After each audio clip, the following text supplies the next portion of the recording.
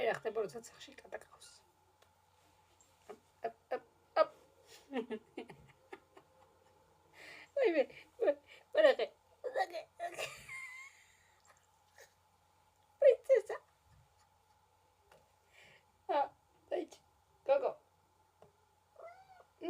იდა.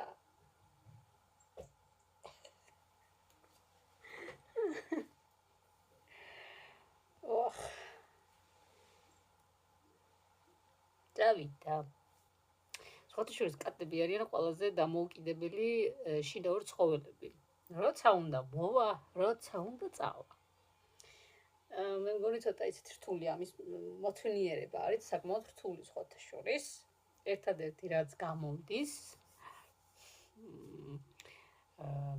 ჩემს კრუტუნასთან, კრუტუნას ეძახი, კრუტუნას დავარქვი. რომ ესე იგი ხო არის სპეციალური საჭმელები, რაც უნდა ჭამოს, აი პედიგრივით პატარები და არის კიდე ჟელატინები რა, სასუსნავები ვითარია ხორციანი. ხორციანს როცა ვაჭმევ, მე აღარ ჭამს ხოლმე თავის საჭმელს, ელოტიპეს უხორცი უნდა. მე რო ნახავს, რომ ეგრე მორთმეულად არ არის და მარტო მაშინ ვაჭმევ, როცა საჭიროა, იძულებულია რომ შეჭამოს. მეორე კიდე რაც ცოტა თავიდან გამიჭირდა, მაგრამ ბოლოს როგორ ჩანს დავუმუღამე, ეს იყო ბრჭყალების დაჭრა. კატასტროფა. ეს დიდ ჩემპერანგს ავიღებ ხოლმე, იმიტომ რომ მოდი ესე ვთქვათ, ან კატები მაგალითად ძალიან მარტივად იმახსოვრებენ სუნს რა და როდესაც პატრონის სუნი აქვს ამ ტასაცმელს რა, უფრო თავს დაცულად გრძნობენ.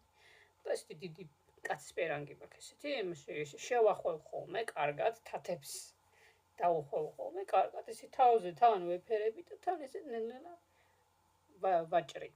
ერთი ორჯერ იყო წაი მაქვს ხნა, ერთი ორჯერ თათი ჩამარტყა თავში. ბოლოს იყო, რო ეძინებოდა და არ ქონდა ძალა, რომ ჩემთან ესე ვთქვათ, ებრძოლა და გაიპროტესტებინა ეს ყველაფერი.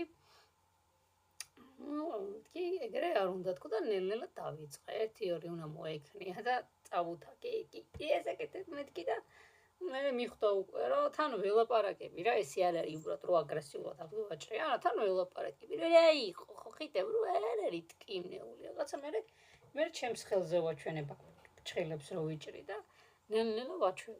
ანუ ყველაფერს ჩემი აზრით მაინც მიდგომა სჭირდება რა. იმიტომ რომ ხა ეს ხო ჩვენ ბავშვებივით არის, ჩემთვის შვილივით არის.